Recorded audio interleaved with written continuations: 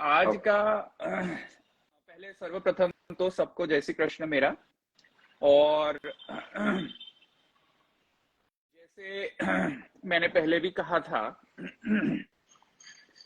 कि आज के सत्र में हम अवतार विषयक कुछ प्रश्नों का उत्तर और डिस्कशन करेंगे, और अवतार के भी कितने प्रकार होते हैं और हर एक अवतार का प्रकार का क्या अर्थ है, उसके विषय में भी हम आज के सत्र में चर्चा करने वाले हैं।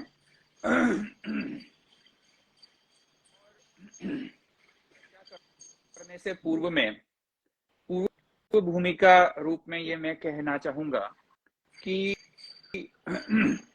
प्रश्न करना इतना आवश्यक होता है ज्ञान प्राप्ति करने के लिए। और आप कई सारी उपनिषद देखें, हमारे शास्त्र भी देखें, उपनिषद या गीता या भागवत में भी परीक्षित इत्यादि, परीक्षित सुखदेव में के बीच में प्रश्नोत्तरी, और कई सारी उपनिषद में भी ऐसी कथाएं आती हैं जहां पे प्रश्न से पूरा विषय शुरू होता है। तो प्रश्न का जो इम्पोर्टेंस है वो बहुत ज्यादा इम्पोर्टेंस है हमारे ज्ञान प्राप्ति के प्रक्रिया के अंतर्गत। तो प्रश्न पूछना चाहिए, निर्भय होकर प्रश्न पूछना चाहिए। और प्रश्नकर्ता में भी कई सारे प्रकार के प्रश्नकर्ता होते हैं। जैसे जिसको रुचि होती है वो भी प्रश्नकर्ता होता है, जो क्यूरियस है, जो ज्ञान प्राप्ति का अर्थ ही है ज्ञान प्राप्त करने के लिए प्रश्न कर रहा हो, रुचि से कर रहा हो, वो तो अति उत्तम होता है। और उसमें भी अगर एक युवा प्रश्न करे तो सोने में सुहागा हो जाता है। आजकल के युवाएं जो हैं वो ब्रह्म ज्ञान या ज्ञान प्राप्ति के विषय में कम ही देखने को मिलते हैं कि वो कोई प्रश्न करे। तो आजकल के युवा वर्ग अगर ब्रह्म ज्ञान के लिए या ब्रह्म के विषय में अगर कोई प्रश्न करते हैं तो वो सोने में सुहागा हो जाता है। ऐसे ही युवा आज मेरे साथ जुड़ रहे हैं। अब अर्चित जो है उनकी पहली बार है, ये पहला सेशन है, तो वो थोड़ा नर्वस फील कर रहे हैं। उनका इंट्रोडक्शन मैं खुद ही दे देता हूँ। तो अर्चित जो है वो अहमदाबाद में है और वो सॉफ्टवेयर इंजीनियर हैं, वो सॉफ्टवेयर कंपनी में काम करते हैं, और साथ ही साथ वो वैष्णव भी हैं, वल्लभीय वैष्णव हैं, और मेरे साथ कई सालों से जुड़े हुए हैं, और महाप्रभु जी के ग्रंथों का अध्ययन भी वो कर रहे हैं। और अध्ययन करने की प्रक्रिया के अंतर्गत उनको कई सारे प्रश्न होते रहते हैं, वो जो मुझे पूछते रहते हैं। तो एक प्रश्न उन्होंने 2 या 3 वीक्स पहले मुझे पूछा था इस विषय में, आज का जो विषय है उसके विषय में। तो चलिए उनसे ही आज प्रश्न लेते हैं। तो वो प्रश्न करने वाले हैं जो उन्होंने मुझे पूछा था पहले, और इस सत्र में जो अवतार विषय जो प्रश्न है उनके वो मुझे पूछेंगे, और इसके हिसाब से जो भी आपके प्रश्न हो, ऑडियंस में से भी जो कोई भी प्रश्न हो तो हम लेंगे, और आशा है कि आपको ये उपयोगी रहेगा। तो Archit, over to you. Thank you Rahul भाई, thank you to you too. मैं जो 3 वीक पहले जो प्रश्न पूछा गया था उससे ना शुरू करते हुए मैं शुरू कर रहा हूँ कि अपने यहाँ कई तरह की मान्यताएं हैं सनातन धर्म में। उन सबके खुद के विचार है, खुद के डेफिनेशंस है, और लोक में भी कुछ शब्द प्रचलित हो जाते हैं। उस वजह से जो शब्द का मूल अर्थ होता है वो कहीं खो जाता है, शास्त्रीय अर्थ होता है वो कहीं खो जाता है। ऐसा ही एक शब्द है अवतार। तो अवतार जो शब्द है तो सबके अपने अपने कुछ मतलब है। आज सब कोई कहते हैं सब अवतार एक है, कोई सब कहते हैं कोई अवतार ऊपर है, कोई अवतार नीचे है। किनको देवों में फर्क पता नहीं चलता, अवतार में फर्क पता नहीं चलता, व्यू में पता नहीं चलता। तो मेरा आपसे अनुरोध है कि अवतार की डेफिनेशन शास्त्रीय रूप से जो श्री आचार्य चरण को आचार्य चरण स्वीकारते हैं, उस पर जरा प्रकाश कीजिएगा तो उससे शुरू करूंगा कि अवतार का मतलब पहले अपने क्या समझे। देखिए, अवतार का मतलब ये है जो भगवान, जो परब्रह्म, जो परमात्मा, जिसको उपनिषद कहता है सत्यम ज्ञानम अनंतम ब्रह्म यो वेद निहितम गुहायाम परमे व्योमम सोष्णुते सर्वान कामान सह ब्रह्मणा विपश्चिता। जो सत्य है, जो ज्ञान अगणितानंद है, परिपूर्णतम है, multi dimensional, infinitely multi dimensional है, पूर्ण है, वैसे जो भगवान परब्रह्म परमात्मा भगवान, और भगवान कौन, तब उसमें कहते हैं कि श्री कृष्ण एते च अंश कला पुंसः कृष्णस्तु भगवान स्वयं। तो जो आदि जो आदि मूर्ति पुरुषोत्तम है श्री कृष्ण, जो परिपूर्णतम है, वे श्री कृष्ण जो हैं वो अपने गोलोक धाम में स्थित हैं और नित्य लीला करते हैं। जब उनको आत्मरमण करने की इच्छा होती है तब वो सृष्टि प्रकट करते हैं। एको हम बहुश्याम के न्याय से, एक में से अनेक थाऊं, एक में से अनेक हो जाऊं, वैसी इच्छा के कारण वो सृष्टि का प्राकट्य करते हैं। इस भौतिक सृष्टि का भी और आध्यात्मिक सृष्टि का भी प्राकट्य करते हैं। वो जब वो सृष्टि का प्राकट्य करते हैं, अपने में से सृष्टि का प्राकट्य करते हैं, तब भूलोक इत्यादि भी लोकों का प्राकट्य होता है। जब वो पुरुषोत्तम जो गोलोक में स्थित रहते हैं, जो नित्य लीला करते हैं, वो श्री कृष्ण गोलोकस्थ श्री कृष्ण जो नित्य लीला विहारी हैं, जब वो अपनी सृष्टि के अंतर्गत आते हैं, जो अपनी सृष्टि में जब डिसेंड करते हैं, जब अवतरित होते हैं, अवतार कहा जाता है। तो गोलोक में एक स्थिति और गोलोक के पश्चात भूलोक में एक स्थिति। भूलोक में जब कोई भगवान करते हैं अपने भक्त के उद्धार के लिए, या कोई भी असुर हनन कार्यादि या धर्म संस्थापन कार्य इत्यादि के लिए, या यदा यदा ही धर्मस्य ग्लानिर्भवति भारतः इत्यादि वचनानुसार, भगवान के वचनानुसार जब जब भी धर्म ग्लानि होती है या धर्म संस्थापन करना होता है या असुर हनन करना होता है, या तो कोई भी प्रकार का भक्त के उद्धार के लिए कोई कार्य करना होता है भगवान को, तब वो जो भगवान है जो गोलोक स्थित होते हैं, वो जब भूमि पे अवतरित हो तब उसको अवतार कहा जाता है। और इसमें एक प्रमाण में दूंगा, जैसे भागवत का श्लोक है एक, एते च अंश कला पुंसः कृष्णस्तु भगवान स्वयं, जो प्रथम स्कंद में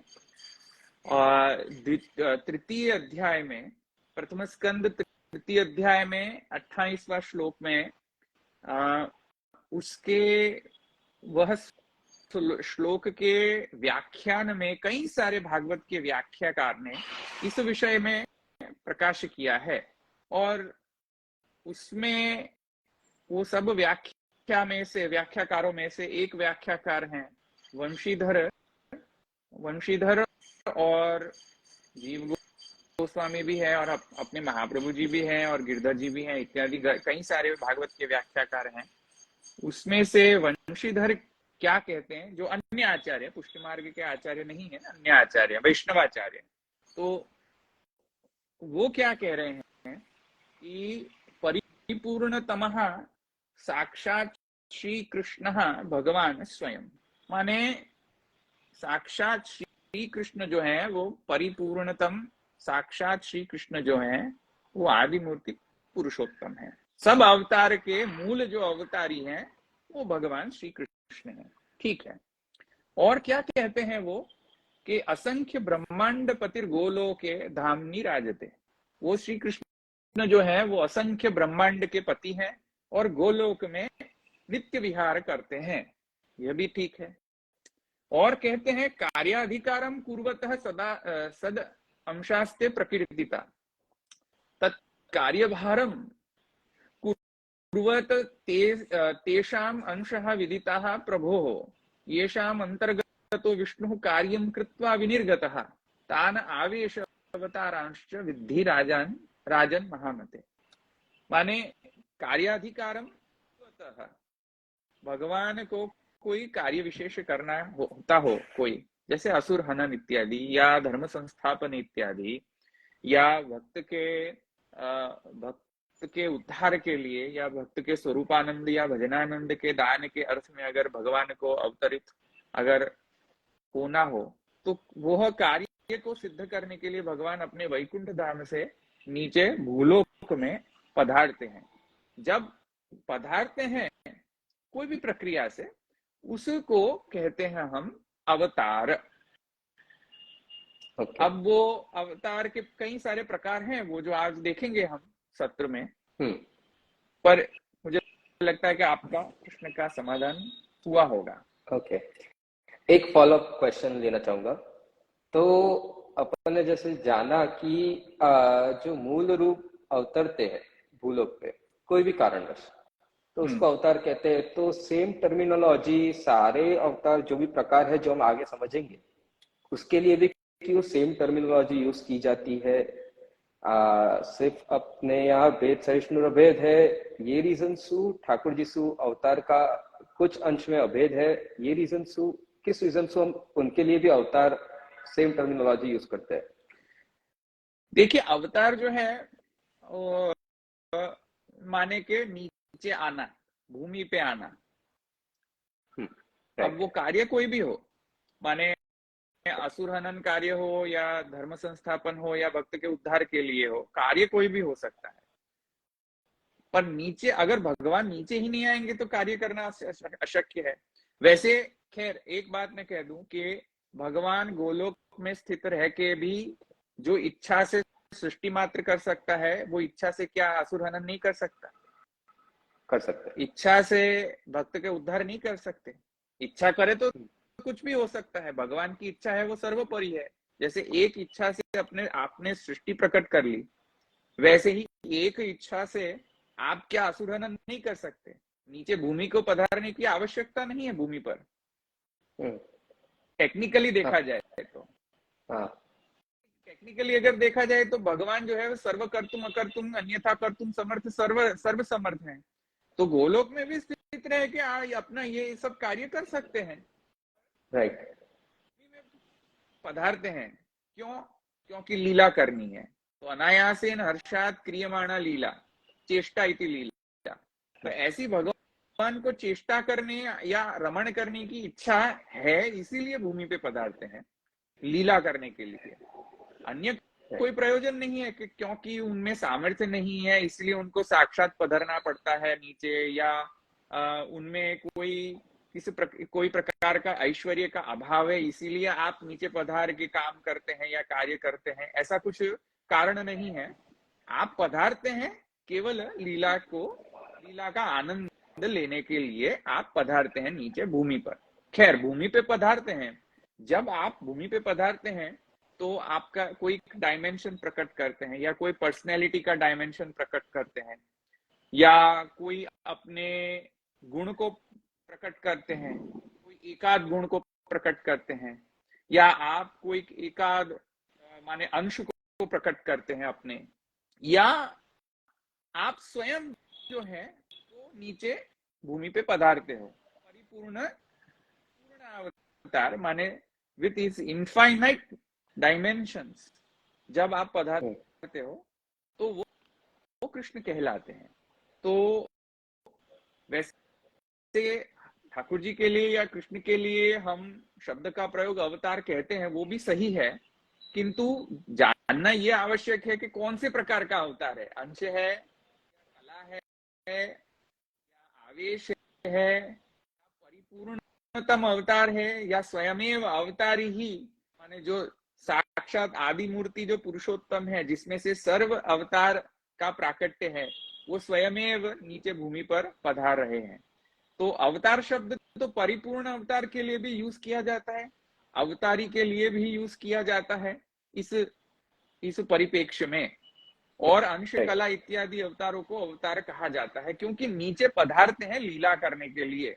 जब तक नीचे सर्वसामान्य जन में, सर्वसामान्य में रह के प्रभु लीला नहीं करेंगे, तब तक आप जो है वो आपका पुरुषोत्तमत्व जो है वो इतना हाईलाइट नहीं हो सकता। चाहिए भगवान के लिए भगवान को, और भगवान को भक्त चाहिए, भक्त को भगवान चाहिए। तो ऐसी एक परस्पर अन्योन्याश्रितता छुपी हुई है इसमें। इस कारण से भगवान भक्त के मध्य में जब तक पधारते नहीं है, तब तक अवतार नहीं कहा जा सकता। Right.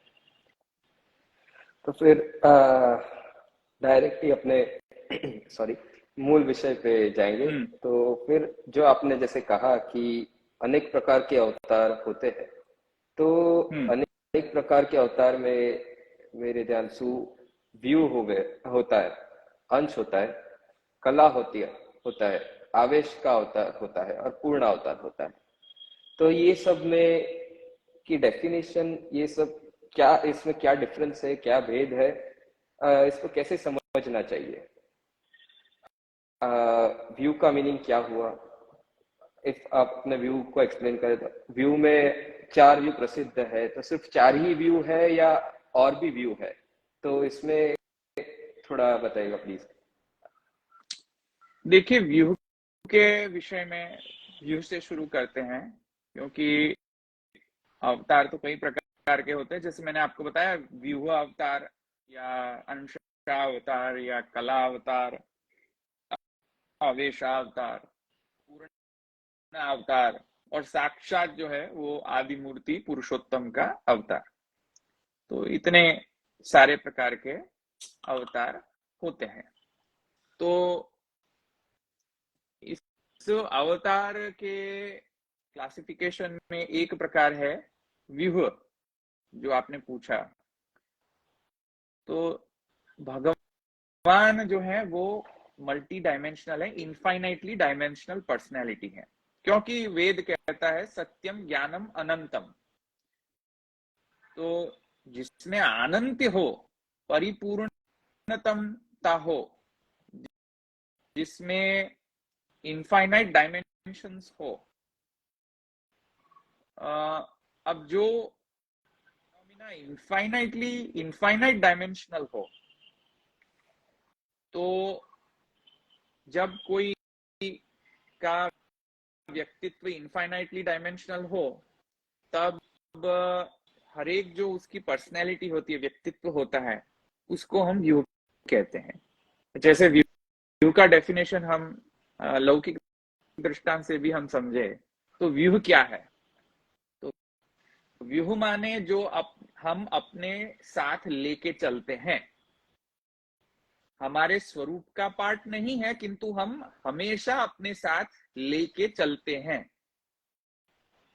The one which we carry on along with us, that is called as view.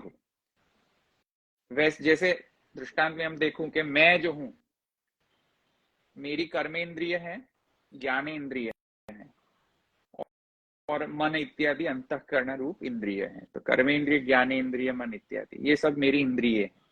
अब जब मैं कह रहा हूं कि मेरी इंद्रिय है, तो मैं खुद तो नहीं हूं। मेरी इंद्रिय माने मेरी जो आत्मा है और मेरी इंद्रियां अलग हैं। जब मैं ये कह रहा हूं कि मेरी कर्मेंद्रिय, तब मैं आत्मा को रिफर नहीं कर रहा हूं, आत्मा से जो भिन्न इंद्रिय है उसको रिफर कर रहा हूं। और जब मैं कह रहा हूं, तब मैं मेरी आत्मा को रिफर करता हूं कई बार कि मैं। तो जब मैं और मेरी इंद्रिय भिन्न है, मेरी इंद्रिय मेरे स्वरूप का पार्ट नहीं है, तो थोड़ा भेद आ रहा है कि इंद्रिय अलग है और आत्मा अलग है। तो आत्मा मेरा स्वरूप है, और वैसे इंद्रिय मेरा स्वरूप नहीं है। It is not a part and parcel of me, however I carry it always. लेके चलता हूँ। किसको साथ लेके चलता हूँ? कर्मेंद्रिय को, ज्ञानेंद्रिय को, मन अंतःकरण के साथ मैं लेके चलता हूँ। मेरी आत्मा हमेशा उससे जुड़ी हुई है। तो कर्मेंद्रिय, ज्ञानेंद्रिय, मन, अंतःकरण, ये सब हमारे व्यूह हुए। राइट। वैसे ही जैसे भारत में जैसे रक्षा बल में माने थल वायु होता, माने थल सेना होती है और वायु सेना होती है, नौसेना होती है। तो ऐसे 3 प्रकार के सेना के व्यू हैं। ओके। प्रकार के व्यू हैं। एक नौसेना, एक व्यू हुआ भारत का। दूसरा है सेना का व्यू वायु सेना, थल सेना। तो ऐसे 3 प्रकार के व्यू हो गए सेना के भी। ओके। साथ लेके चलते हैं, पार्ट नहीं है। ओके। आत्मा है वो मेरा पार्ट है, मेरा स्वरूप है। अब आत्मा के साथ मैं कर्मेंद्रिय को लेके चलता हूँ, ज्ञानेंद्रिय को लेके चलता हूँ, मन को लेके चलता हूँ, अंतःकरण को लेके चलता हूँ, देह को लेके चलता हूँ। ये सब मेरे व्यू हुए रहते हैं, मेरे साथ कॉन्स्टेंटली अटैच्ड। ओके। भगवान के केस में भी भगवान जब अपना कोई एकाध पर्सनैलिटी का डायमेंशन प्रकट करे अवतार के समय में, क्रिया शक्ति का डायमेंशन, ज्ञान शक्ति का डायमेंशन, जब ये सब डायमेंशंस आप प्रकट करें, जैसे असुर हनन का एक पर्सनैलिटी है भगवान का, जिसे हम संकर्षण व्यूह के नाम से पहचानते हैं। जैसे भगवान का एक मोक्ष प्रदान करने का कोई एक डायमेंशन हो, वो भगवान लेके चलते हैं, अपने साथ लेके चलते हैं। जब भी लीला करनी हो कि इसको अब असुर हनन करना है, तो आप वो डायमेंशन को यूज करते हैं और आप वो कार्य सिद्धि करते हैं। राइट। हमारे दृष्टांत में और भगवान के दृष्टांत में फर्क इतना है कि हमारे दृष्टांत में भेद आ रहा है, देह और आत्मा सर्वथा भिन्न है। भगवान में ऐसा देह भिन्न है या आत्मा डिफरेंट है, ऐसा दोष उत्पन्न नहीं होता है भगवान के स्वरूप के विषय में जब हम चर्चा करें। तो वहां पे जो भी भगवान कैरी ऑन करते हैं, क्रिया शक्ति का व्यूह या ज्ञान शक्ति का व्यूह या स्नेह शक्ति का व्यूह या असुर हनन का व्यूह या मोक्ष प्रदान करने का व्यूह, ये सब जो भगवान अपने अवतार के साथ कैरी ऑन करते हैं, ये सब अवतार जो हैं उसको कहते हैं हम व्यूह अवतार। माने संकर्षण जो है वो असुर हनन के व्यूहावतार हैं। वैसे ही वासुदेव जो है वो मोक्ष प्रदान के व्यूहावतार हैं। या ऐसा कह ले अनिरुद्ध जो है वो धर्म संस्थापन के लिए प्रकट हुआ व्यूहावतार है। वैसे ही व्यूह जो है भगवान के अनंत है, पर मुख्य व्यूह जो है वो वासुदेव, संकर्षण, अनिरुद्ध, प्रद्युम्न। प्रद्युम्न जो है वो वंश स्थापन के लिए लिया गया व्यूह अवतार है। तो जो भगवान अपने साथ लेके चलते हैं, हम अपने साथ लेके कुछ चलते हैं, वैसे ही भगवान भी जब अवतार ग्रहण करते हैं तो अपने साथ कोई पर्सनालिटी को लेके चलते हैं। और जब जब वो पर्सनालिटी का उपयोग करना हो लीला कार्य सिद्ध करने के लिए, तब वो उस व्यूह का उपयोग करते हैं। जैसे भगवान ने असुर हनन के लिए, पूतना आदि वध के लिए, शकटासुर वध के लिए माने संकर्षण व्यूह का उपयोग किया। तो ये व्यूह का अर्थ होता है। ओके। तो ऐसा समझना सही रहेगा कि भगवान को किसी को मोक्ष प्रदान करने की या असुर हनन करने की जो इच्छा हुई, या उस समय जो इच्छा हुई, उन्होंने जो एक्ट किया, जो कार्य किया, तो उसको ही संकर्षण, अगर एज ए एक्ट देख ले उसको डिफरेंटली, तो उसको संकर्षण कहेंगे या प्रद्युम्न कहेंगे, ऐसे देख सकते हैं। अभेद जान के ठाकुर जी जब कोई एक्शन कर रहे हैं तो उससे डिफरेंट जानना कि हम किसी एक्शन को आइसोलेट करके नाम दे रहे हैं व्यू का, या कैसे दे रहे हैं। मतलब मैं ये नहीं समझ पा रहा कि अभेद है तो वो कैरी ऑन क्यों करे, मतलब अपने जैसा तो है नहीं कि डिफरेंस टोटली है, तो कैरी ऑन कर रहे सिर्फ हमें समझने के लिए वो व्यू समझ रहे हैं, या वो उसमें कुछ भेद भी है या नहीं है, कैसे समझना चाहिए, भेद देखो, है कि सभी नहीं? सभी के सभी अवतार में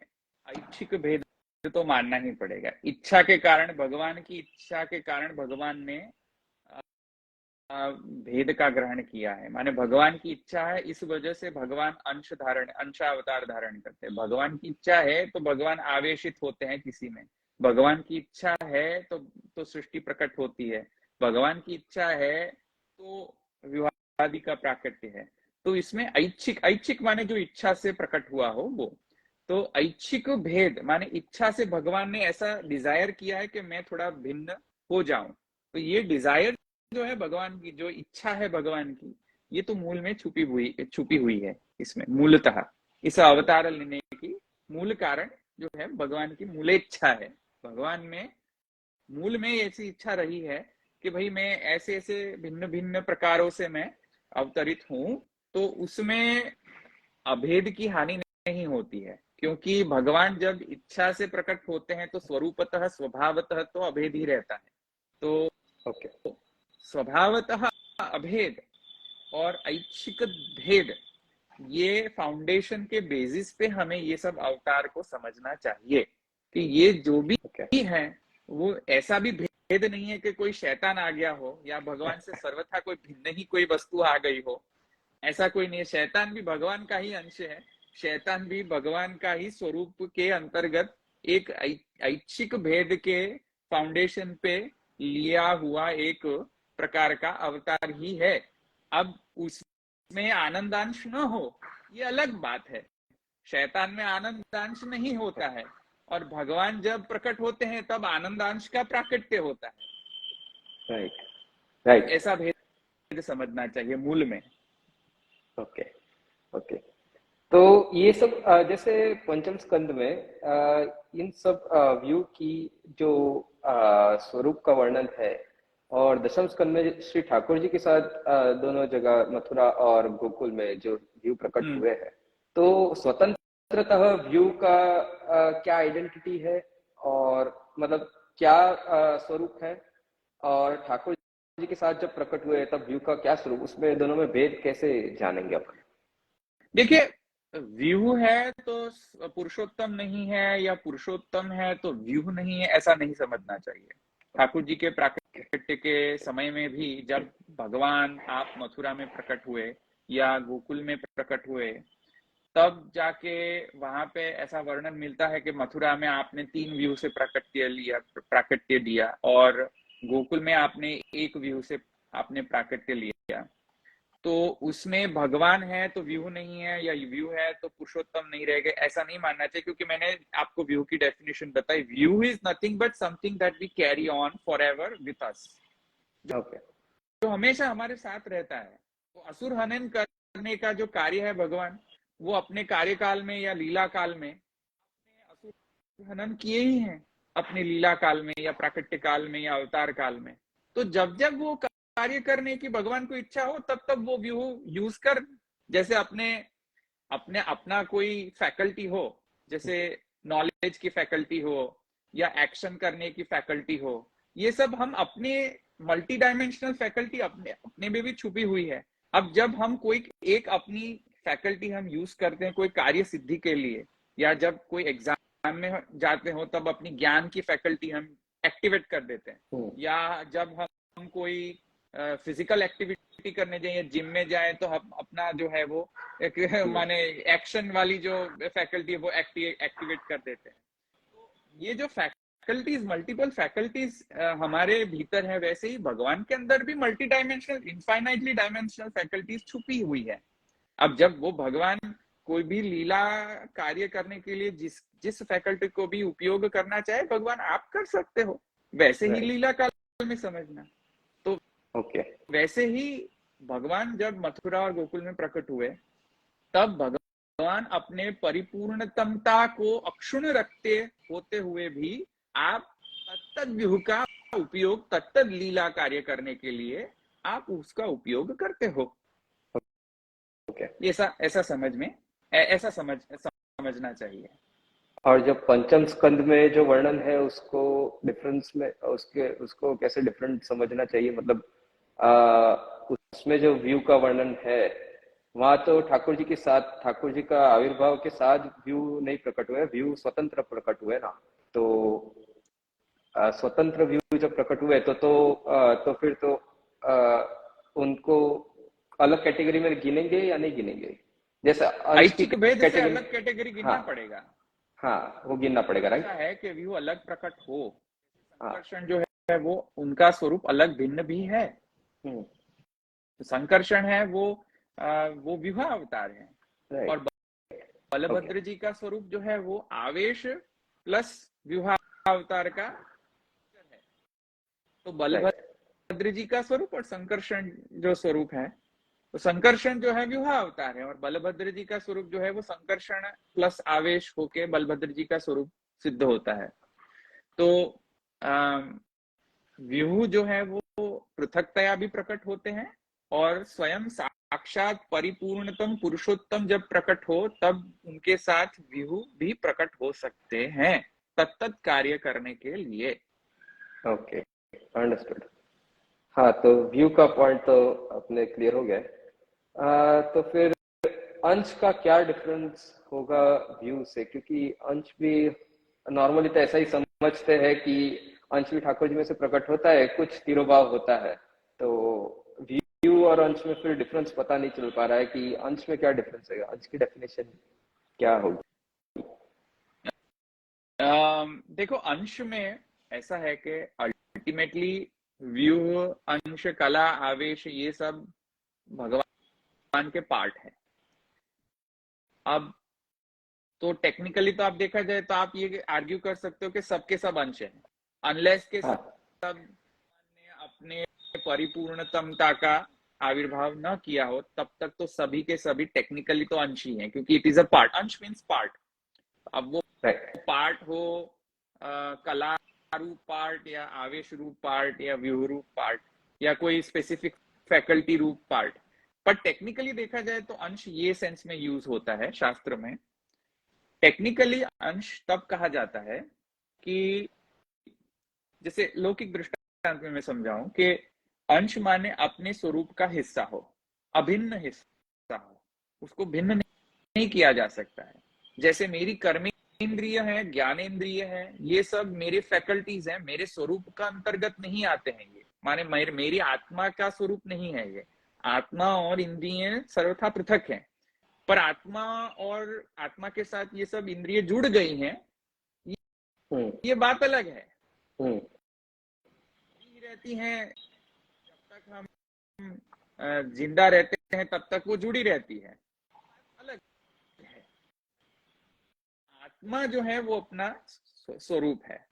वैसे ही अब जब वो स्वरूपांतर्गत कोई हो चीज, उसको अंश कहा जाता है।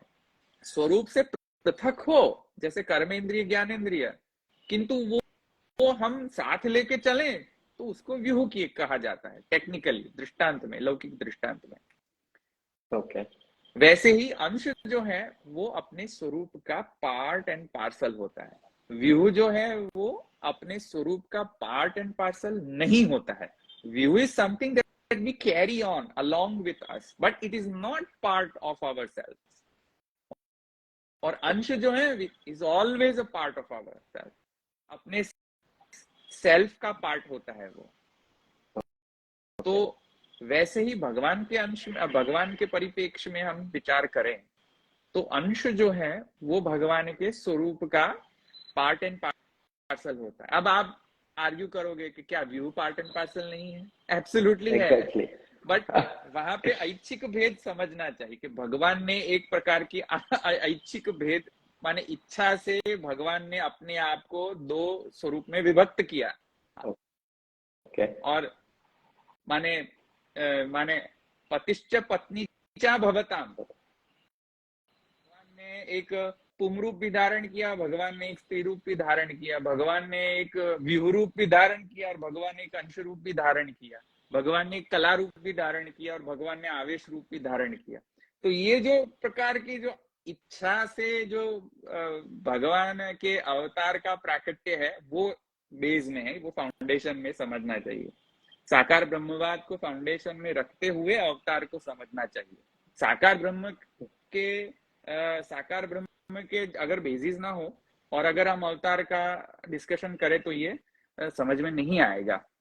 तो coming back to your point, अंश, तो अंश जो है वो भगवान के माने कई सारे अंशावतार हुए हैं भगवान के।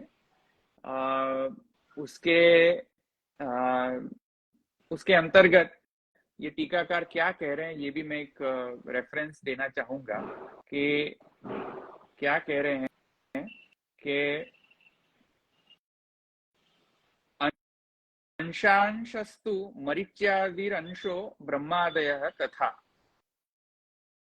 तो क्या कह रहे हैं कि मरीचि इत्यादि जो ऋषि हैं या मरीचि इत्यादि भगवान के अवतार है वो अंश अवतार है, माने the part of the infinite dimension of himself।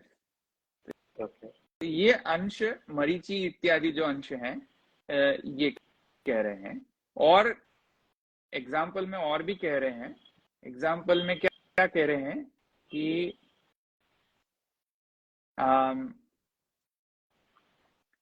माने मरीचि ब्रह्मा भी भगवान के अंश रूप अवतार कह रहे हैं। ये टीकाकार जो भागवत के टीकाकार हैं, वंशीधर इत्यादि महाप्रभु जी ये सब इत्यादि जो हैं वो एते च अंश कला पुंसा कृष्णस्तु भगवान स्वयं जो श्लोक है उसके अंतर्गत जो कई सारे वैष्णवाचार्यों ने जो टीका की है उसके हिसाब से मैं बता रहा हूँ। जो अंश मैं पढ़ भी रहा हूँ साथ साथ में कि अंश माने अंश भी है, एक साक्षात अंश भी है। तो अंश के लिए कह रहे हैं कि मरीचि ब्रह्मा इत्यादि वो अंश है। साक्षात अंश में ये कह रहे हैं कि मत्स्य कूर्म वराह और व्यास जो है, व्यास के लिए वैसे अलग भी माना जाता है कि कला अवतार है, बट खैर कई सारे टीकाकार ने ऐसा कहा है कि मत्स्य अवतार भी एक अंशा अवतार है, कूर्मा अवतार है वो भी एक अंशा अवतार है। तो the manifestation of one of the dimensions of Bhagavan is called as अंश। Okay. तो ये डेफिनेशन अंशा अवतार की है। So अगर व्यास के एग्जाम्पल में देखे, व्यास जी के एग्जाम्पल में देखे तो पूरा ज्ञान का जो भगवान का डायमेंशन है वो उनमें प्रकट हुआ, इसलिए अंश कहते होगे तो उसी कारण से कह रहे होगे, ऐसा समझना राइट है? अंश भी है व्यास के लिए तो ये कहा गया है कि अंश भी है और कला भी है, माने अंश कला है, अंश कला अवतार है। ओके, तो फिर कला की डेफिनेशन, कला क्या होता है, तो कला कैसे समझनी चाहिए? कला में क्या डिफरेंस रहेगा अंश से? ये देखो आप, कला जो है, कला क्या होती है, लौकिक दृष्टांत में समझाता हूं मैं। कला जैसे मैंने लौकिक दृष्टांत में आपको ये समझाया कि अंश माने part and parcel of our स्वरूप, जो भी अपने स्वरूप के अंतर्गत आता हो वो अंश कहलाया जाता है। और कला क्या होती है, जैसे मैं एक दृष्टांत दूं कि मेरे में मैं जब माने अभी भी है मेरे अंदर वो गुण, कला माने गुण, कोई virtue, some kind of virtue, right, अच्छा गुण, राइट। में कई सारे अच्छे गुण होते हैं, कई सारे ऐसे माने बुरे गुण भी होते हैं, बट मैं अच्छाई पे फोकस करना चाहता हूँ। तो अपने में कोई अच्छा गुण भी होता है, किसी में भी, कोई भी व्यक्ति में ले लो आप, व्यक्ति में अच्छे गुण होते हैं। अब वो बाय बर्थ होता है या एक्वायर्ड होता है ये अलग विषय है, पर मेरे में एक गुण ये था पहले से, मैं अच्छा पेंटिंग कर लेता था, अच्छा सिंगिंग कर लेता, अभी भी सिंगिंग करता हूं मैं, और अच्छा माने थोड़ा बहुत फिलोसॉफिकल डिस्कशन भी कर लेता हूं। तो मेरे में ये थोड़ी कलाएं हैं, वर्च्यूज हैं, गुण हैं। हर एक व्यक्ति में कोई किसी के ना किसी प्रकार की कला होती ही है। जैसे अभी आप प्रश्न कर रहे हो तो आप में प्रश्न करने की कला है, तो आप प्रश्न करने की कला आप में आविर्भूत हो रही है। वैसे ही कोई माने जवाब देता हो और फिलोसॉफिकल डिस्कशन करता हो तो वो भी एक कला है। तो कोई गुण विशेष उसको कला कहा जाता है। अब जब मेरी जो बेटी है, अब मेरे में ये 3 कलाएं मिनिमम है जहां तक मुझे पता है, अभी तक उसका लोप नहीं हुआ है।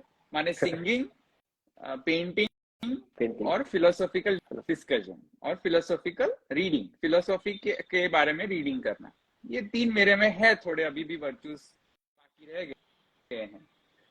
तो मेरी बेटी में मेरी बेटी ने एक गुण को एक्वायर किया है। और वो है फिलोसॉफिकल डिस्कशन का गुण। अब दूसरे जो सिंगिंग का गुण है और पेंटिंग का गुण है वो चला गया, वो उसमें आया ही नहीं। हाँ। Kala is something that we acquire from someone else.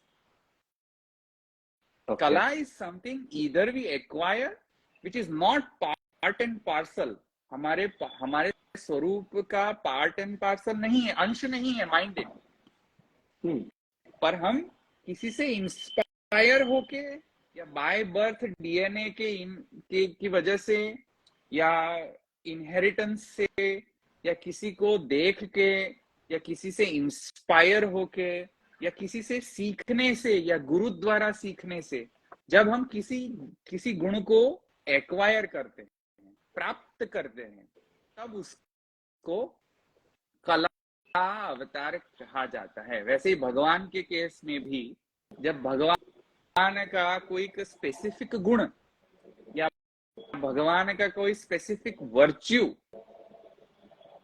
1 या 2 वर्च्यू किसी में प्रकट होता है, तब उस व्यक्ति को कहा जाता है भगवान का कला अवतार। भगवान का पार्ट नहीं है वो माइंडेड, भगवान का साक्षात अंश भी नहीं है। व्यक्ति ने भगवान के वर्च्यू को इनहेरिट करके एक्वायर करके कृपा से, हाँ, भगवान की कृपा बिना तो कुछ एक्वायर कर ही नहीं सकते। भगवान के गुण को कौन एक्वायर कर सकता है? भगवान इच्छा ही नहीं करे तो कोई एक्वायर कर ही नहीं सकता कोई भी गुण। और भगवान की इच्छा हो, भगवान की लीला करने की इच्छा हो, और किसी भी व्यक्ति में अगर भगवान का एकाध माने 1 या 2 गुण विशेष अगर उस व्यक्ति में आता है, एक्वायर करता है, या वह व्यक्ति भगवद अनुग्रह के कारण उसको प्राप्त कर लेता है, तो उस व्यक्ति में भगवान का कला अवतार गिना जाता है। तो कला अवतार जो है वो कोई एक्वायर करने की प्रोसेस से प्राप्त होता है, भगवद अनुग्रह से प्राप्त होता है, भगवान की इच्छा से प्राप्त होता है, भगवान की लीला करने की इच्छा के फाउंडेशन के बेसिस पे ये स्थित रहती है।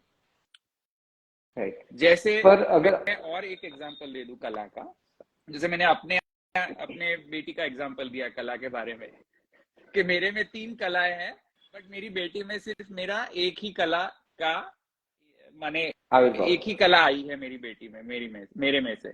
वैसे ही भगवान में अनंत कलाएं हैं भगवान में। अब भगवान में कोई को 1 आध या 2 कला का माने जो कोई व्यक्ति में अगर आ जाता है, अधिग्रहित कर लेता है कोई व्यक्ति 1 या 2 कला का, तो उसे कला अवतार कहते हैं। तो वैसे ही दूसरा दृष्टांत है कि जब आप एटर्नी माने पावर ऑफ एटर्नी साइन करते हो, तो पावर ऑफ एटर्नी साइन करते हो तब 2 प्रकार की पावर ऑफ एटर्नी आप दे सकते हो किसी और व्यक्ति को अपने बिहाफ में। एक तो है general power of attorney. General power of attorney माने सब कुछ करने की छूट है उस पावर ऑफ एटर्नी में, माने कोई भी डिसीजन लेना हो तो आप ले सकते हो अगर आपको जनरल पावर एटर्नी हो तो कोई व्यक्ति के बिहाफ में। और दूसरी एक पावर ऑफ एटर्नी होती है एक स्पेसिफिक पावर ऑफ एटर्नी, विशेषाधिकार, माने कोई कंडीशन मीट हो, कोई स्पेसिफिक स्थिति में, सिचुएशन में अगर ये कंडीशन सेटिस्फाई हो, तब भी आप ये व्यक्ति के बिहाफ में डिसीजन ले सकते हो। इसको कहा जाता है विशेष पावर ऑफ अटर्नी, विशेषाधिकार। तो कला जो है वो विशेषाधिकार है। जब भगवान किसी को पावर ऑफ अटर्नी देते हैं कि आप मेरे बिहाफ में ये काम करो, आप मेरे बिहाफ में माने भागवत आदि ग्रंथों का प्राकट्य करो, आप मेरे बिहाफ में ज्ञान, I am giving you the virtue of gyan to you, now go Bhagavat. Okay. जो है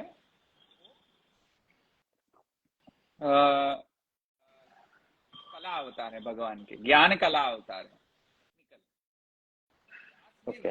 ज्ञान का वर्च्यू भगवान में से इनहेरिट होके आया हुआ है। व्यास ने वो एक्वायर किया है, अनुग्रह के कारण व्यास में वो आया है। ओके। तो फिर पर तो भी थोड़ा आई गेस थिन लाइन है अंश और कला में। मुझे ये नहीं पता चल पा रहा है, तो फिर अंश से डिफरेंट कैसे होगा? अगर लौकिक दृष्टांत में देखेंगे तो अगर डीएनए से पास नहीं होगा, उसका आविर्भाव नहीं होगा, तो वो कला वो कला नहीं आएगी। जैसे आपने आपके डॉक्टर के बारे में कहा कि उनको फिलोसॉफिकल डिबेट की कला प्राप्त हुई है, पर वो अगर आपका अंश नहीं होती तो फिर वो कला तो आविर्भाव होता ही नहीं कला का। तो ऐसे ही ठाकुर जी के भगवान के अंश नहीं होते तो फिर दूसरा तो कोई है नहीं। अगर ऐच्छिक द्वैत भी गिने तो फिर अंश तो गिनना ही पड़ेगा ना, मतलब अंश से तो कोई छुटकारा है नहीं, ऐसा मैं छुटकारा है ही नहीं है। You are right. There is no way we can get Gujarati, हाँ गुजराती में, हाँ एब्सोल्युटली राइट। अंश तो है, बट ये सब क्या है, एक स्पेसिफिक मीनिंग में ये शब्द का प्रयोग किया जाता है, यौगिक अर्थ में नहीं। जब हम कोई टेक्निकल की वर्ड्स का डिस्कशन कर रहे हो, टेक्निकल टर्म का डिस्कशन कर रहे हो, तब they are used in a specific sense, वो कोई एक अर्थ में प्रयुक्त होते हैं। तो वैसे मैंने आपको स्पष्टीकरण किया मैंने जब शुरू करने से पहले कि व्यू भी कोई एक प्रकार का भगवान का अंश ही है, क्योंकि भगवान में स्वरूप भेद है ही नहीं, अंश अंशी का भी भेद नहीं है। माने जो भगवान का स्वरूप आनंद कर पाद मुखोदर आदि, उसका अंश भी आनंदात्मक ही होगा, और अंश में भी अंशी का प्राकट्य होता है। हमारे साकार ब्रह्मवाद में तो ये भी है। तो भगवान तो कोई भी कहीं पे भी पूर्ण परिपूर्णतम माने गुणों का आविर्भाव कर सकते हो, आपकी इच्छा के वश में है सब। तो वैसे ही टेक्निकली देखा जाए तो सभी के सभी अंश हैं, पर जब हम स्पेसिफिक टर्म के अंदर हम जाएं और विचार करें, टेक्निकली हम व्याख्याकार के मत के हिसाब से अगर हम एनालिसिस करें, तब ये मालूम पड़ेगा कि ये थोड़ा भेद, ऐच्छिक भेद आ रहा है कि कला में एक्विजिशन हो रहा है, गुणों का एक्विजिशन हो रहा है, और अंश में एक्विजिशन नहीं हो रहा है। अंश तो उसका पार्ट एंड पार्सल है। व्यू में क्या है कि पार्ट एंड पार्सल नहीं है, but something that we carry on forever. ऐच्छिक भेद के अंतर्गत ये सब भेद समझने चाहिए। आई गेस एक क्वेश्चन और जो पहले छूट गया था लेना चाहूंगा, I guess that would be useful. अंश जो होते हैं भगवान के, तो वो भगवान से अभिन्न भी होते हैं, भिन्न भी होते हैं, ऐच्छिक द्वैत जैसे आपने कहा। तो जो अवतार होता है तो वो क्या हमारे जैसा लौकिक जो प्रकृति पुरुष से जो अहंकार प्रकट होता है वो तो नहीं होता ऑफ कोर्स, पर जो उनकी जो सेल्फ आइडेंटिटी होती है, अगर ऐसा शब्द यूज कर पाए तो वो अपने को स्वयं भगवान मानते हैं, स्वयं भगवान जानते हैं, या वो जानते कि कृष्ण का स्वरूप, ठाकुर जी का स्वरूप जो मूल स्वरूप है वो कुछ डिफरेंट है, उनका स्वरूप डिफरेंट है। मतलब उनका कैसे समझेंगे उनको कैसे सेल्फ आइडेंटिटी होगी अपनी? ये देखो, it's a good segue to avesha avatar. Okay. आपके प्रश्न को उत्तर देने के लिए मैं आवेश अवतार को समझाऊंगा, क्योंकि आवेश में क्या होता है, जो मैं एक दृष्टांत दे दूं कि अगर कोई एक्टर एक्टिंग करता है, आपको कौन सा एक्टर पसंद है? Tom cruise. ओके। तो जब टॉम क्रूज एक्टिंग करता है, जो रोल को प्ले करता है उसमें एकदम तन्मय हो जाता है। कोई है कोई भी मूवी जो आपको पसंद हो टॉम क्रूज की? Of course impossible, mission impossible famous है। There you go, all right. So mission impossible movie, चलो वो ले लेते हैं। वैसे मैंने नहीं देखी है, बट कोई एक आध ऐसा अंश होगा जो आपको बहुत पसंद आया होगा उसके अभिनय में। You would have loved his acting there. और जब किसी के अभिनय में अगर हम उस पे हम इम्प्रेस होते हैं अभिनय से, अब जब हम इम्प्रेस हो जाते हैं तब उसकी जो विशेषता क्या होती है, क्यों हम इम्प्रेस हो जाते हैं उसके अभिनय से? क्योंकि वह कैरेक्टर में इतना तन्मय हो जाता है, उसमें इतना वो कैरेक्टर का आवेश आ जाता है, वो अपने आप को कैरेक्टर ही समझ लेता है कि नहीं, जो मैं कैरेक्टर प्ले कर रहा हूँ वो ही मैं हूँ। अपनी आइडेंटिटी भूल जाता है कि मैं टॉम क्रूज हूँ। अगर टॉम क्रूज को खुद ही अगर भूले नहीं और कैरेक्टर में वो ढाल न दे अपने कैरेक्टर को कैरेक्टर में, तो वो एक्टिंग नहीं कर पाएगा, अच्छी एक्टिंग नहीं कर पाएगा, not a good actor, right. वैसे ही आवेश में क्या होता है, जैसे कि एक इलेक्ट्रिक शॉक लगा, जो शॉक जो है वो ट्रांसफर हो जाता है, ट्रांसमिट हो जाता है अपने में। जैसा शॉक लगता है वैसे जैसे शॉक लगने की प्रक्रिया होती है, जैसे अपने में जो सिम्टोमेटिकली जो मैनिफेस्ट होता है जब शॉक लगता है, तब क्या शॉक का आवेश आ जाता है अपने में, तब हम वियर्ड एक्टिंग करते हैं वहां पे, करते हैं हम वहां पे, सारा बॉडी ऐसे मूव करता है जैसे। जब कोई अभिनेता अपनी आइडेंटिटी को भूल के कैरेक्टर के रोल में जब तन्मय हो जाता है, तब उसमें उस कैरेक्टर का आवेश आया हुआ है ऐसा माना जाता है लौकिक दृष्टांत में। ओके। और वो टाइम बीइंग में ही होता है, मतलब कोई लिमिटेड टाइम पीरियड के लिए ही होता है, सर्वथा नहीं होता है। जैसे टॉम क्रूज जो है, after acting I am sure he will be back to I am Tom Cruise typish personality, right? I am sure he is not going to remain in that character forever, right? वैसे ही समय विशेष में, कोई अवधि में limited, जब किसी में भगवान का कोई आवेश आता है, इन्फेक्शन होता है। जैसे मैं इंग्लिश में भी एक वर्ड यूज कर लूं, जैसे infection is one kind of आवेश। जैसे आप, मुझे कोविड हुआ तो मुझे किसी से इन्फेक्टेड कोई वायरस मिले तभी तो मुझे कोविड हुआ। It's some kind of infection in a positive way, negative way. भगवान के केस में तो हम माने रसो वैसा यद्वैत सुकृतम रसो वैसा कहते हैं। भगवान के विषय में तो कोई भी, nothing is negative, everything is sukrit, रसो वैस, रसात्मक है। तो वैसे ही जब आवेश की बात करते हैं, अवधि के लिए भगवान के गुण का आवेश, माने भगवान के गुण का प्राकट्य किसी में हो, सीमित अवधि में, हमेशा नहीं। कर लीजिए टॉम क्रूज को, हाँ, कि वो आवेश अवतार कहलाया जाता है। ओके। तो जैसे योर क्वेश्चन, आपने पूछा था कि मुझे पता रहता है कि नहीं कि मुझ में आवेश आया हुआ है पुरुषोत्तम का। जैसे टॉम क्रूज को पता रहता है कि जब टॉम क्रूज इतना तन्मय हो जाता है अपने कैरेक्टर में, तब उसको पता रहता है कि मैं टॉम क्रूज, मुझ में एक कैरेक्टर का आवेश आया हुआ है, ऐसा पता रहता है टॉम क्रूज को। अगर वो दो आइडेंटिटी डिफरेंट नहीं होती, इतना सेल्फ अवेयर हो तो वो एक्टिंग ही नहीं कर सकता है, राइट? किसी में भी अगर किसी पुरुषोत्तम का आवेश आता हो या पुरुषोत्तमांश का आवेश आता हो, तो उसको पता नहीं रहता है कि मुझे आवेश आया हुआ है। अगर कोई क्लेम करता है कि मुझ में आवेश आया हुआ है, तो वो पाखंडी है। अगर आवेश है तो पता नहीं है कि मैं हूं।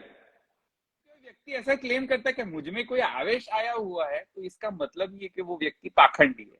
आज मैं आपके सामने कह दूं कि मेरे में भगवान का आवेश है, इसीलिए मैं बोल रहा हूँ, ये क्या है कि ये गड़बड़ा अध्याय है। भगवान की प्रेरणा हो सकती है पर आवेश नहीं हो सकता। हाँ।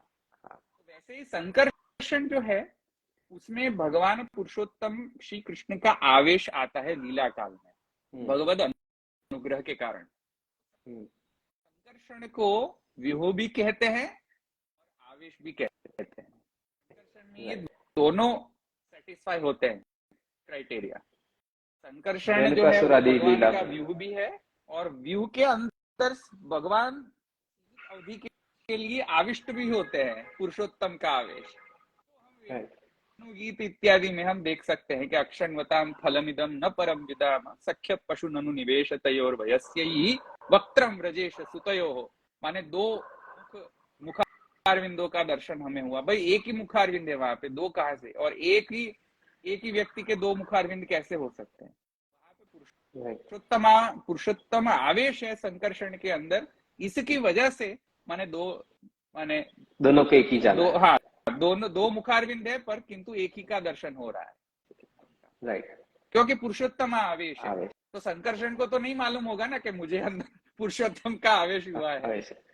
देयर इज नो संकर्षण, वो पुरुषोत्तम ही है उस टाइम पे। दूसरा एग्जाम्पल देखो, प्रमाण प्रकरण में भी है, जो सुबोधनी पढ़ते हो जो वैष्णव, उसको समझ आएगा कि कालेन व्रजता अल्पेन रिंगमाणव, माने राम केशव रिंगमाणव विजर हतु इत्यादि। मुझे श्लोक याद नहीं आ रहा है मुझे, पर कालेन व्रजता अल्पेन गोकुले राम केशव रिंगमाणव विजर हतु इत्यादि ऐसा कोई श्लोक मिलता है। वहां पे टीकाकार कहते कि भाई बलभद्र जी और श्री कृष्ण जो है वो रिंगण लीला कर रहे हैं, एक साथ रेंग रहे हैं भूमि पर, और रेंगने की जो लीला है उसको रिंगण लीला कहते हैं। तो जब आप क्रॉल कर रहे हो एज अ बेबी, तो दोनों साथ क्रॉल कर रहे हैं, दोनों स्वरूप साथ में क्रॉल कर रहे हैं। इसमें भागवतकार कह रहे हैं राम केशव रिंगमाणव विजर हतु। एक जो है माने बलभद्र जी एज में बड़े हैं और श्री कृष्ण जो है एज से बलभद्र जी से छोटे हैं। तो जब एज में इतना सारा डिफरेंस हो तो दोनों की गति, रेंगने की गति एक जैसी कैसी हो सकती है? माने वन इज यंगर, बड़े हो गए तो एल्डर की गति ज्यादा त्वरित होनी चाहिए और यंगर की गति ज्यादा कम होनी चाहिए, तो दोनों एक गति से कैसे रेंग सकते हैं?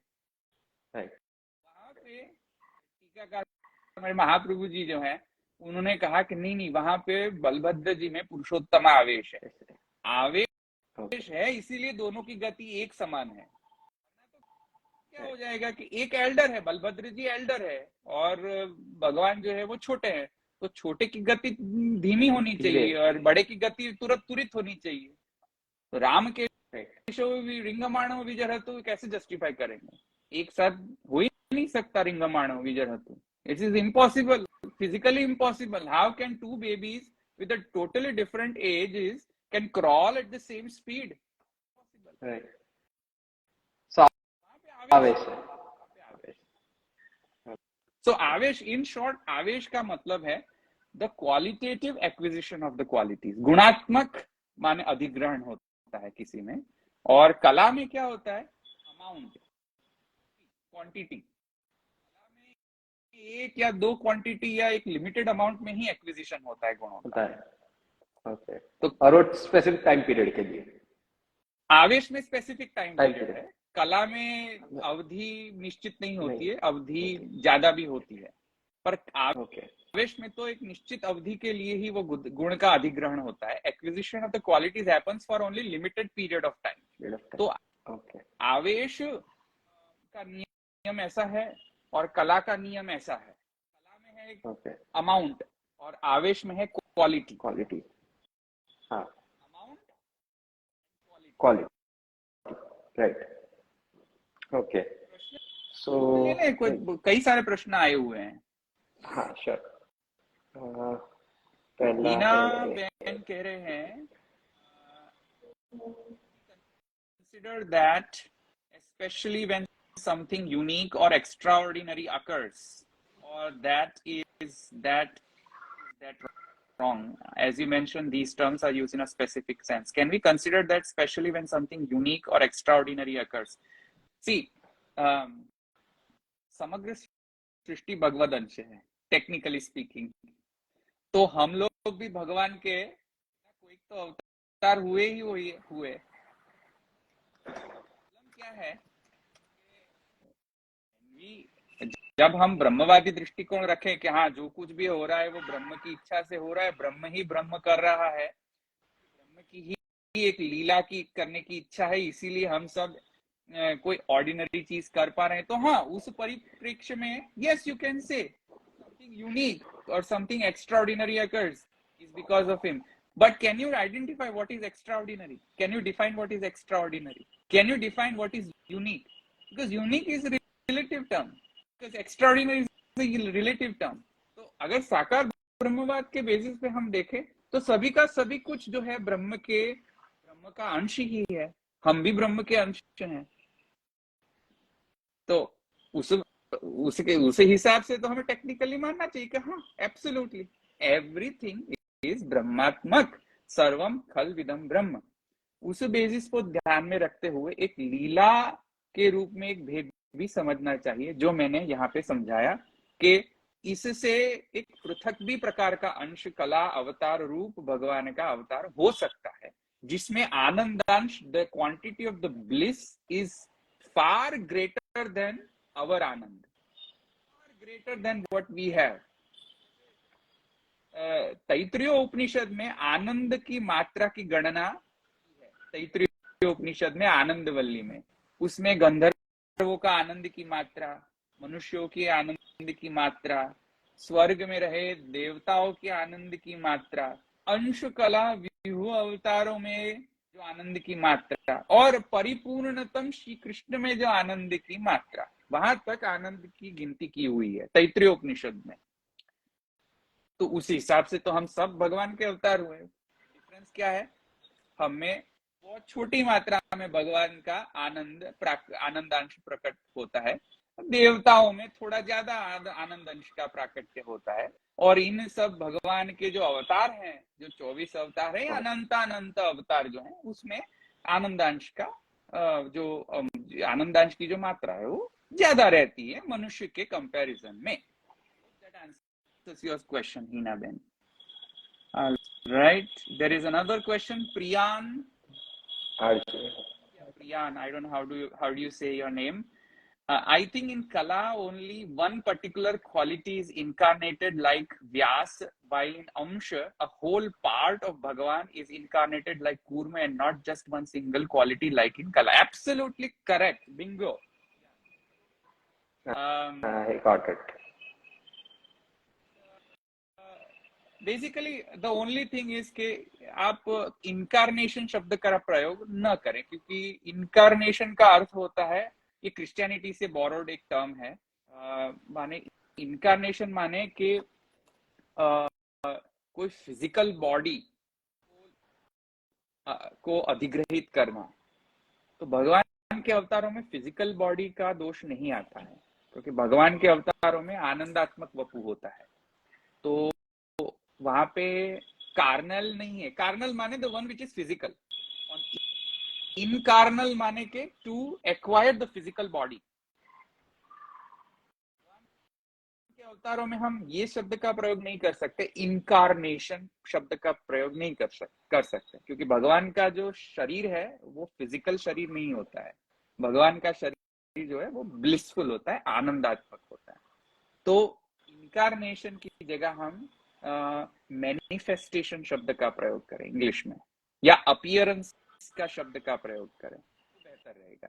बाकी आप you are spot on the kala avatar and amsha avatar. So thank you very much Priyan, you are spot on. और क्या कह रहे हैं? प्रभु के लोक वेद प्रथित एवं, ये कौन है ये पूछ रहे हैं. SCP-710. I don't know your name, but प्रभु के लोक वेद प्रथित एवं लोक वेदातीत प्राकृत्य के बारे में थोड़ा समझाइए. Oh, that's a good question. All right. So लोक वेद प्रथित शब्द का अर्थ ये होता है कि यस्मात् क्षरमतीतोऽहम् अक्षरादपि चोत्तमा. अब ध्यान दीजिए. अतोस्मि के वेदे च प्रथितः. भगवान की वाणी है गीता में यस्माक्षरमतीतो अक्षरादपि चोत्तमः अतोऽस्मि लोके वेदे च प्रथितः पुरुषोत्तमः। माने मैं ब्रह्म से भी ऊपर हूं, अक्षर धाम से भी ऊपर हूं, अक्षर से परे तो हूं ही, सृष्टि का जो मूल कारण है अक्षर ब्रह्म, उससे भी मैं परे हूं। यस्माक्षरमती तो हम अक्षरादपि चोत्तम अतोस्मि लोके, जो वर्णन है लोक में, वेद में,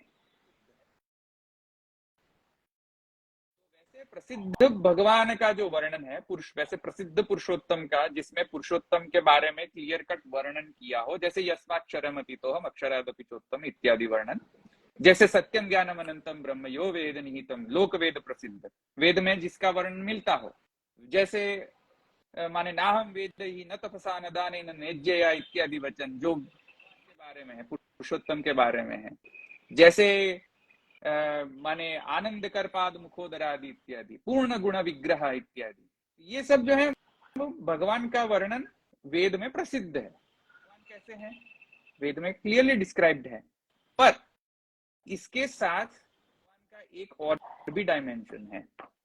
वेद क्या कहता है कि पादोस्य विश्वा भूतानि त्रिपादस्यामृतम दिवि, त्रिपाद ऊर्ध्व उदयित पुरुषः।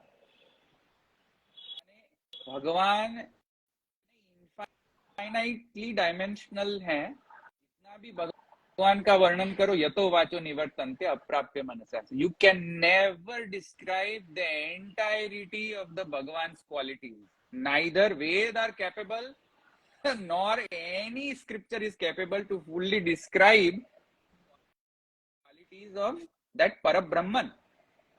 कैसे कह सकते वेद में कंप्लीट डिस्क्रिप्शन मिलेगा? नहीं कह सकते। वेद स्वयं कह रहा है कि पादोस्य विश्वा भूतानि त्रिपादस्यामृतम दिवि, you are only able to understand 1/4, maximum 1/4 part of the Parabrahman. The rest 3/4 part is still dark matter. You are not going to be able to understand. उस पार्ट को कहते हैं लोक वेदातीत, the one that you cannot comprehend, जो हम comprehend नहीं कर सकते, जो वेद में लिखा हुआ नहीं हो, जो केवल भगवद अनुग्रहिक लभ्य हो। भगवान जब अनुग्रह करे तभी हम भगवान को समझ सकते हो।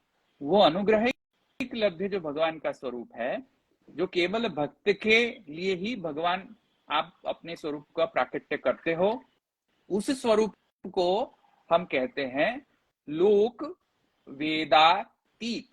तो वाचो निवर्तन्ते अप्राप्य मनसा सह। आप ऐसा क्लेम नहीं कर सकते मैंने सब वेद का अध्ययन कर लिया है इसलिए मुझे सब ब्रह्म के बारे में सब कुछ मालूम हो चुका है। अगर आप ऐसा अभिमान रखते हो तो भगवान कहेंगे लोक वेदातीत, मैं वेद से अतीत हूं। तब वेद ही स्वयं कहेंगे यतो वाचो निवर्तन्ते अप्राप्य मनसा सह, वो प्राप्त नहीं हो सकता है, वाणी से प्राप्त नहीं हो सकता। नायम आत्मा च प्रवचनेन लभ्यो न मेधया न बहुना श्रुतेन यमई वैश्य गुणते तेन लभ्य।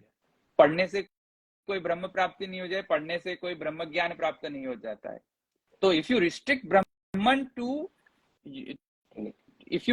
Brahman in any ways, then you don't understand Brahman. But if you keep Brahman as unrestricted, infinite, then you understand the Brahman. तो पर ब्रह्म के बारे में लोक वेदातीतता भी समझनी चाहिए और लोक वेद प्रथितता भी पर ब्रह्म के बारे में समझनी चाहिए। अगर किसी में ये दोनों की समझ है तो उसकी अंडरस्टैंडिंग सम्यक है, right understanding. I hope that answers your question. SCP-710. I don't know your name though.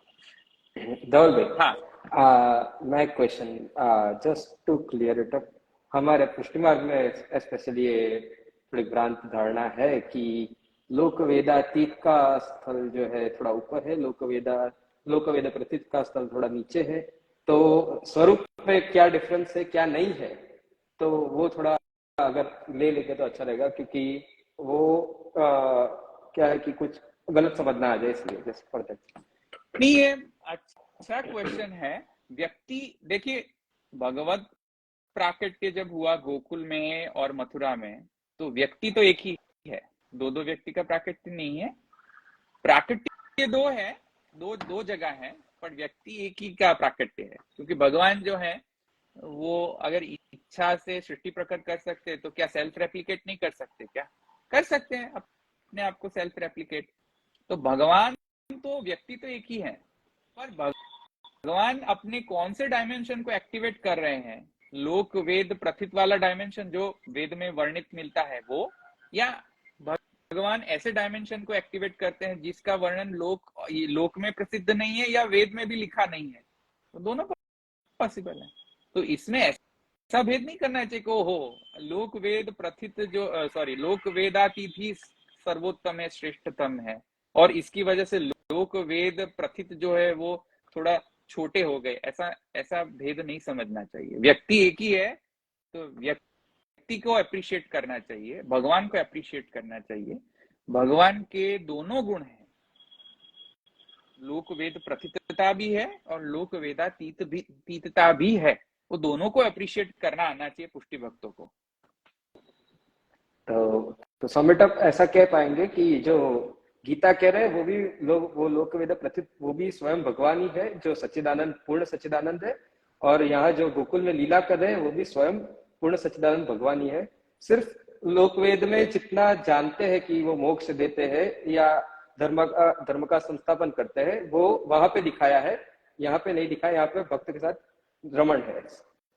हाँ, तो to sum it up, Shri Krishna जो है, महाप्रभु जी कह रहे हैं कि श्री कृष्ण जो है वो अन्य सब अवतारों से भिन्न है, क्योंकि श्री कृष्ण जो है वो आदि मूर्ति है और पूर्ण पुरुषोत्तम है, जिसमें से सब अवतारों का हुआ है। तो श्री कृष्ण जो है आदि मूर्ति है। जैसे एक दिए में से दूसरे दिए को जलाया जाता है, पर किंतु वो जो पहला वाला जो दिया है उसे आदि कहते हैं, और जो उस दिए से अन्य सारे दियों को जलाया जाता है वो सब सब्सिक्वेंट कहलाया जाता है।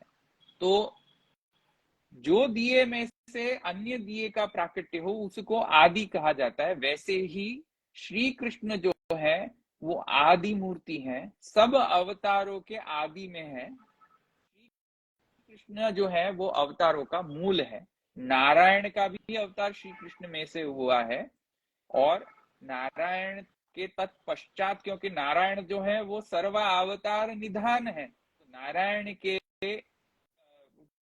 नारायण में से फिर अन्य सब अंश कला व्यूह आवेश आदि अवतार का प्राकट्य होता है।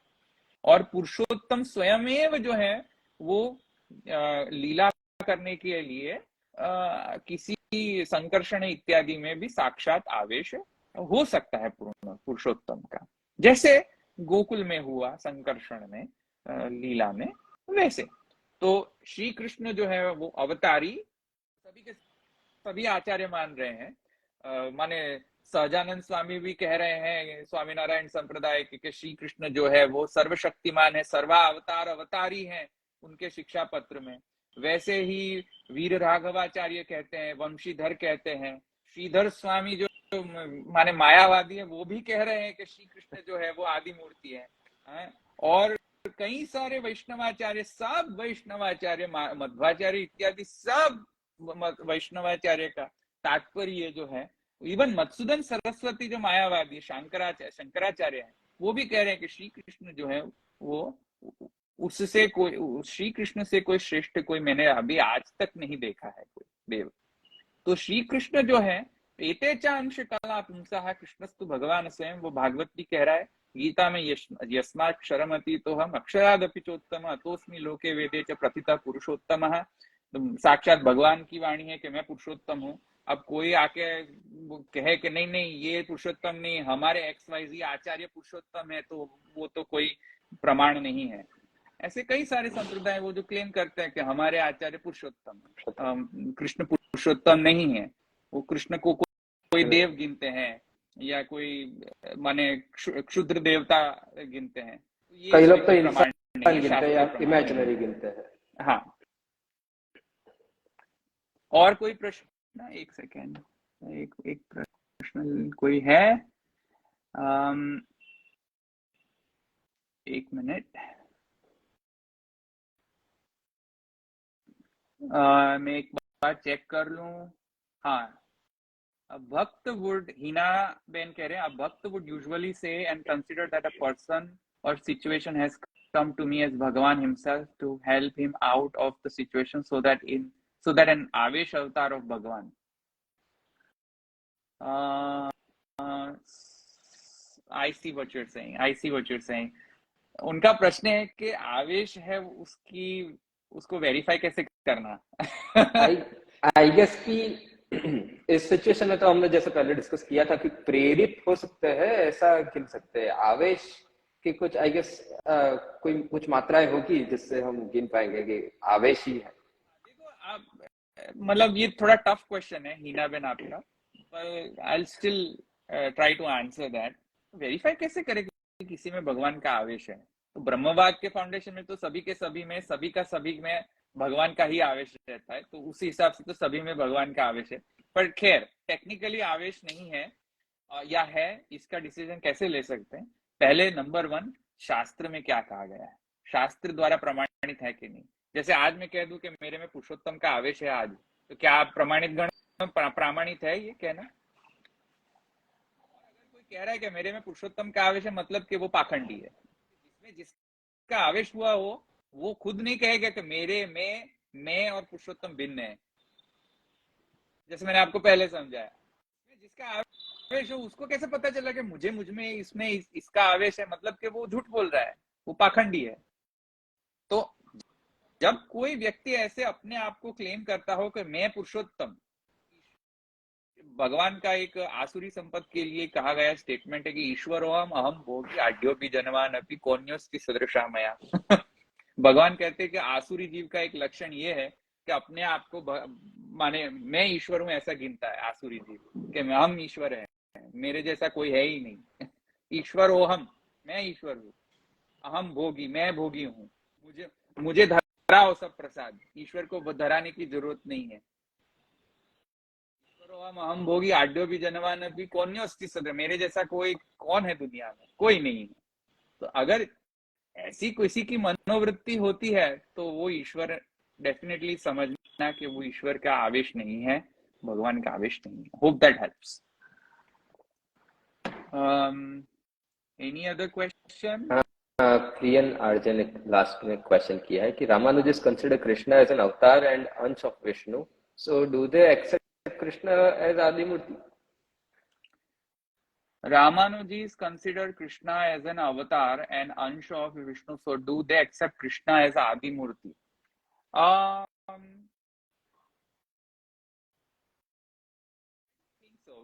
उनके ग्रंथ पढ़ने से ऐसा लगता नहीं है क्लियरली कि कृष्ण को आदिमूर्ति गिनते हो। वो आपने कहा वैसे ही कि नारायण को वो पुरुषोत्तम गिनते हैं, तो मूल रूप। हाँ, तो उनके ग्रंथ को पढ़ने से तो मुझे ऐसा लगता नहीं है कि कृष्ण को आदिमूर्ति वो मानते हो, ऐसा लगता नहीं है। ग्रंथों में तो ऐसा ही मालूम पड़ता है कि नारायण जो है वो ही आदि है, पुरुषोत्तम है, और उस भावना को मानने में कोई आपत्ति नहीं है। वैसे कोई ऐसा भी मान सकता है कि भाई शिव जो है वो पुरुषोत्तम है, कोई आपत्ति नहीं है। वैदिक संप्रदायों में ये सब आपत्ति रूप नहीं है, क्योंकि एक गुणोपसंहार न्याय होता है जो आप भाष्य में उसका वर्णन आपको मिलेगा। उसमें वही आप कोई भी देवता को ले लो, अगर उसमें आप परब्रह्म के गुणों का चैनलाइजेशन करते हो तो वो परब्रह्मात्मक ही हो जाते हैं। उसको कहते हैं गुणोपसंहार। टेक्निकल थोड़ा है, आपको अगर ज्यादा पढ़ना है तो ब्रह्म सूत्र के अंदर एक गुणोपसंहार है 4th अध्याय में, वो आप पढ़ो तो I think it will give you some additional understanding. तो हम सभी को रिस्पेक्ट करते हैं। अगर किसी को ऐसी भावना हो कि भाई शिव जो है वो परम तत्व है, परब्रह्म है, डेफिनेटली परब्रह्म में ऐसी सामर्थ्य है कि वो शिव रूप को भी धारण करते हैं, डेफिनेटली। किंतु शास्त्र में आदि मूर्ति तो एक ही है, श्री कृष्ण जो भागवत में है, और गीता के वाक्य से जो एक भावापन्ना होती है, सामंजस्य अगर बैठा है गीता के वाक्यों का भागवत के वाक्यों का, उपनिषद के गोपाल तापनी उपनिषद के वाक्यों का, तो फिर यही माने समरी में और कंक्लूजन में यही आएगा। और अगर आपको एक बात और भी पढ़नी हो इस विषय में, तो पुरुषोत्तम जी का मूल स्वरूप विचार करके एक ग्रंथ है, उसमें पुरुषोत्तम जी ने खूब प्रमाण देके प्रमाणित किया है कि कृष्ण जो है वो कैसे पुरुषोत्तम है, तो आप पढ़ सकते हो उसको। पर अगर किसी और देवी देवताओं को कोई पुरुषोत्तम गिने तो उसमें कोई भी आपत्ति नहीं है वैदिक संप्रदाय को। Any other question? That's all. Last में आर्टिस्टिक विशाल, जैसे श्री रामचंद्र जी के लिए कहा जाता है कि आपका 14 कलाओं के साथ अवतार हुआ, तो ये कलाएं भी पूर्ण पुरुषोत्तम की ही है या की ही है, और श्री रामचंद्र की भी कला अवतार हुए क्या? वो पूछ रहे हैं आई गेस कि वो रामचंद्र जी कला अवतार हुए, सिंस कहा जाता है कि रामचंद्र जी में 14 कलाओं का आविर्भाव है, तो उनको कला अवतार गिनेंगे? हाँ, माने ग्रंथकार जो है वो एतेचा अंश कला पुंसः कृष्णस्तु भगवान स्वयं, वंशीधर जी और दूसरे कई जो आचार्य हैं व्याख्याकार भागवत के, वो कह रहे हैं पूर्ण नृसिंहो श्वेत द्वीपाधिपो हरि, माने नृसिंह जी, रामचंद्र जी श्वेत द्वीप में जो श्री नारायण जो है वो, ये सब जो है वो भगवान के पूर्ण अवतार, कला नहीं है केवल। राम जो है वो भगवान के पूर्ण अवतार माने जाते हैं। I hope that clears. मैंने अपने हिसाब से नहीं कहा है, मैंने शास्त्र के वचन जो है वो दैतेचा अंश कला पुंसः कृष्णस्तु भगवान स्वयं के व्याख्या में जो कहा गया है उसके प्रमाण से मैं बोल रहा हूँ, उसके हिसाब से मैं बोल रहा हूँ। हाँ, और कोई? आई गेस एक क्वेश्चन डिस्कस करना चाहिए कि कला जो है वो ऐसा अपने आप भौतिक कला है, जो कई लोग ऐसे मिसअंडरस्टैंड करते हैं कि भौतिक जो कलाएं है तो 16 कला को उनके साथ गिनते हैं, तो जो भगवान की जो कला है 16 है, 32 है, 64 है, तो वो कला और ये अपनी जो कलाएं होती है जो शास्त्र में कई जगह वर्णित की जाती है, 64 कला, तो वो कौन सी कला में क्या डिफरेंस है, वो आई गेस मेंशन करना चाहिए तो नहीं, अच्छा रहेगा। जैसे मैंने आपको बताया कि अपने में भी जो कला होती है वो कोई ना कोई भगवान के अंशात्मक ही होता है। मतलब कोई भी नाम रूप कर्म में, कोई भी सृष्टि में कुछ भी हो रहा हो, वो भगवान का कोई गुण ही का प्राकट्य है। इस हिसाब से साकार ब्रह्मवाद के फाउंडेशन में हम विचारे, फ्रेमवर्क में विचारे, तो यही निश्चय होगा, यानी यही कंक्लूजन में आएगा। तो excuse me, sorry. So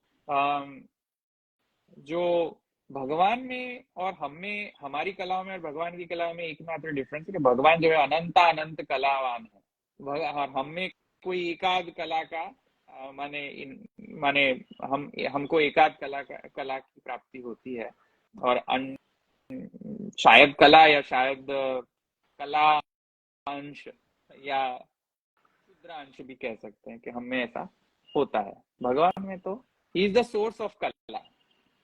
so I guess उनको 64 कला या 16 कला तक कोई कहते हैं कि 16 कला इसलिए इनफाइनाइटी गिनना पड़ेगा। हाँ, तो उसमें सीमित नहीं कर कला, हाँ कलावान। Correct. I guess I think no more questions. I guess we have answered most of the questions. Yes. तो यहाँ पे रखें फिर। तो I hope कि you all have learned out of this session. I hope this session was useful to you all. और मुख्य में तो अर्चित आपके प्रश्नों का समाधान हुआ होगा ऐसी मुझे अपेक्षा है। अगर कोई और भी प्रश्न हो तो हम नेक्स्ट सेशन में भी ले सकते हैं। I hope this session was useful. Yes, this was very useful. Thanking you for calling me here. और दूसरा जो questions तो बहुत सारे बाकी है, so I guess और एक सेशन फिर से for sure लेंगे। Okay, sounds good.